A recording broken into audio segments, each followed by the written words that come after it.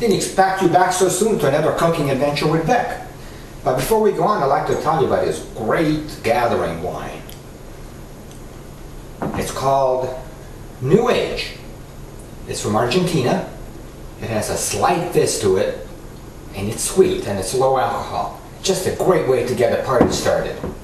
And here's what it looks like in the glass. Isn't that a beautiful wine? It's very aromatic, and not only is it good, it's also way less than $10, especially if you can get it on sale.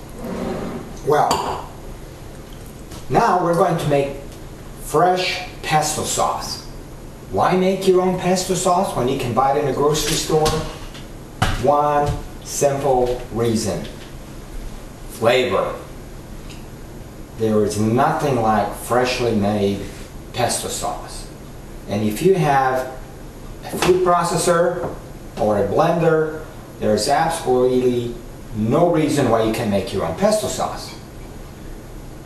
Basil leaves are widely available in grocery stores.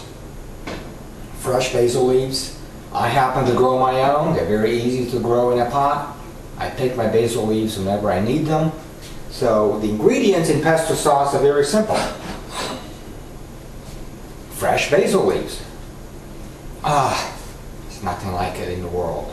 This happens to be about 3 cups of packed basil leaves. The next major ingredient is pine nuts.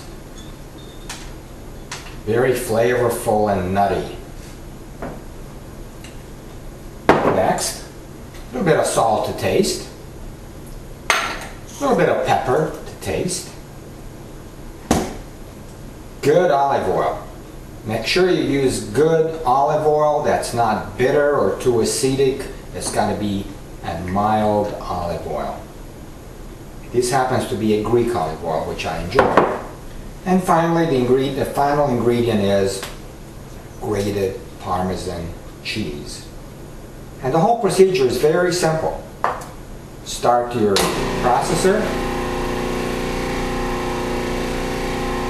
drop in the garlic cloves, which is another ingredient I failed to mention initially, and let them grind to a fine texture. Place your basil leaves in there, and most of your pine nuts. Not all of them, because what I like to do in the end is to pour some of the pine nuts at the very end and leave them more coarsely ground than the rest of them. So, put the cover back together. Then we'll grind to a paste.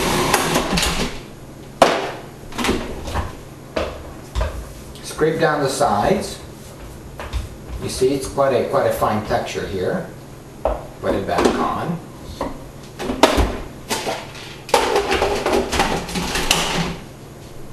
And the next step is similar to the step in making mayonnaise. Turn on the processor or blender and slowly pour in your oil. A little bit of salt. Taste. Finally grind some pepper. Add the Parmesan cheese.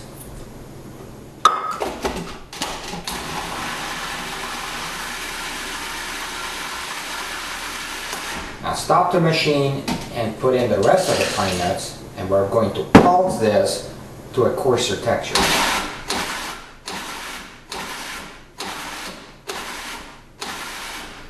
Done.